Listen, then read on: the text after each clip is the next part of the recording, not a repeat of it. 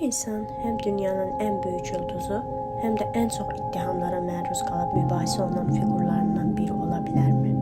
Michael Jackson haqqında eşitdiklərimizin nə qədəri doğrudur, nə qədəri isə sadəcə hekayədir?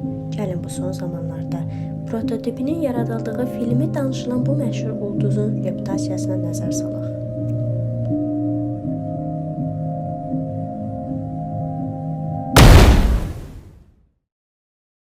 Do you think your father was too strict?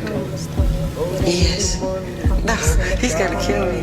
Bizim gördüyümüz o parıltılı səhnə obrazı o idi, yoxsa real insan?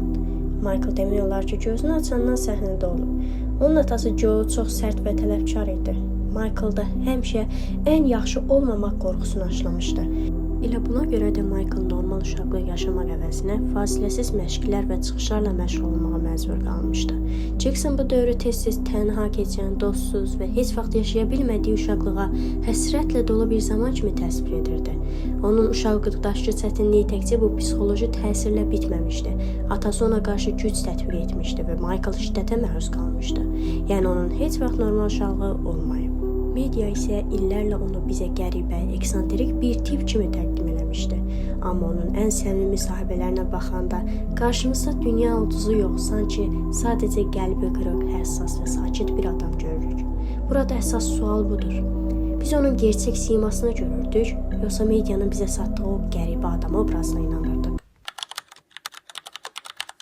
Michael Jackson'ın həyatında ən çox müzakirə edilən və bəlkə də ən az anlaşılan mövzu onun uşaqları olan qeyri-adi bağlılığı idi. O, Kaliforniyada Neverland adında nəhəng bir əyləncə dünyası qurmuşdu. Bura sadəcə bir malikanə deyil, atraksiyonları, zooparkı və qatarı ilə gerçək bir xəyallar aləmi idi. Jackson bu dünyanın niyə qurduğunu sadəcə bir cümlə ilə izah edirdi. Mən yaşamadığım uşaqlığı indi yaşayıram. Onun bu dünyasında ən yaxın dostlarından biri Home Alone, yəni Evdə Tək filminin ulduzu Macaulay Culkin idi. Culkin illər sonra verdiyi müsahibələrdə bu münasibəti belə xatırlayırdı. Onun yanında özümü tamamilə təhlükəsiz və sərbəst hiss edirdim. Biz sadəcə uşaq kimi oyunlar oynayır, zarafatlaşırdıq. Culkin üçün bu şöhrətin ağırlığından qaçıb sığınacaq bir dostluq idi. Bir neçə intervyuda da Culkin Michael haqqında bu fikirləri səsləndirirdi. Lakin kənar dünya buna eyni saflıqla baxmadı. Bəziləri üçün bu travmalı bir uşağın sağalma cəhdi, digərləri üçün isə qaranlıq bir davranışın pərdəsi idi. Jackson sadəcə uşaqlarla dostluq edirdi, yoxsa sərhədlər artıq aşılmışdı? Bu sualın kölgəsi Neverland'ın üzərindən heç vaxt əksik olmadı.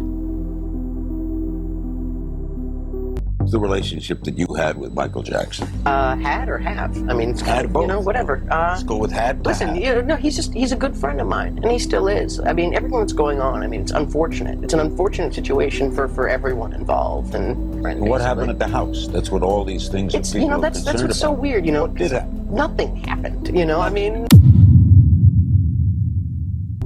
Və gələk Michael'ın karyerasının ən qaranlıq səhifəsinə, ittihamlar. 2005-ci ildə məhkəmə zalında Michael uşaqlara qarşı zorakılıqda ittiham olunurdu. Uzun və ağırlı bir prosesin sonunda məhkəmə Jackson'ı bütün bəndlər üzrə günahsız elan etdi. Rəsmi olaraq isə o bəraət almışdı. Charges he faces are false and would be battled in a court of law within our justice system. He is innocent and will be vindicated. I am not going to do anything sexual to a child. It's not where my heart is. I would slit my wrist first. I would never do anything like that. That's not Michael Jackson, I'm sorry. Lakin o öləndən illər sonra Living Neverland sənədli filmi ilə köhnə yaralar daha dərindən açıldı.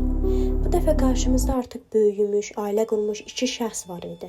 Wade Robson və James Safechuck. Onların iddiaları sarsıdıcı idi. Did it scare you? Did you think it was wrong?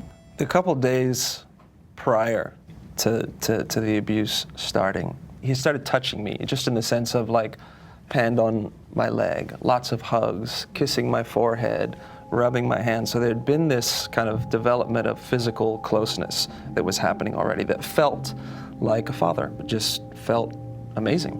Uşaqlıqlarında Michael tərəfindən sevgi adı altında manipulyasiyaya məruz qaldıqlarını və bunun ağır travmalarını hələ də yaşadıqlarını iddia edirdilər. He didn't beat me. He didn't, he never said mean things to me. It was all, we love each other. Hərçənd bu insanlar Michael'ın onlara vurmadığını, hər hansı şiddət xarakterli davranışdan istifadə etmədiyini deyirdilər. Bəzi insanlar bu iddiaları Jackson'ın mirasını qaralamaq və pul qazanmaq cəhdi hesab edir. Digər tərəf isə qurbanların səsindən artıq göz ardı edilə bilməyəcəyini düşünür. Michael haqqında çoxlu miflər uydurulmuşdu. Ən böyük yalan isə dərisini ağartması iddiası idi. Əslində isə o vitiligo adlı ağır dəri xəstəliyindən əziyyət çəkirdi və bu tibbi olaraq da təsdiqlənib.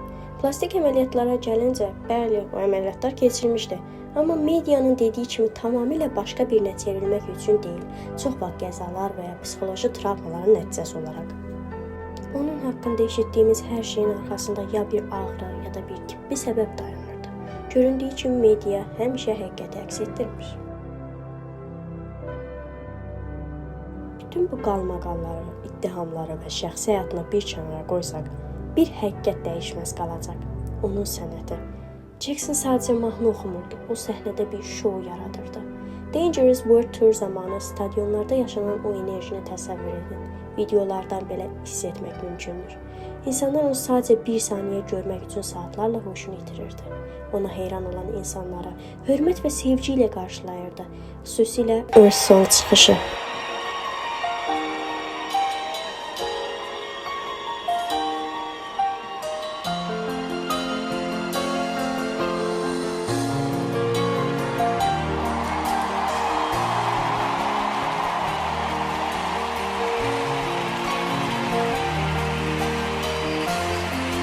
Michael'ın bu mahnısı sadəcə musiqi deyildi, dünyaya bir mesaj idi.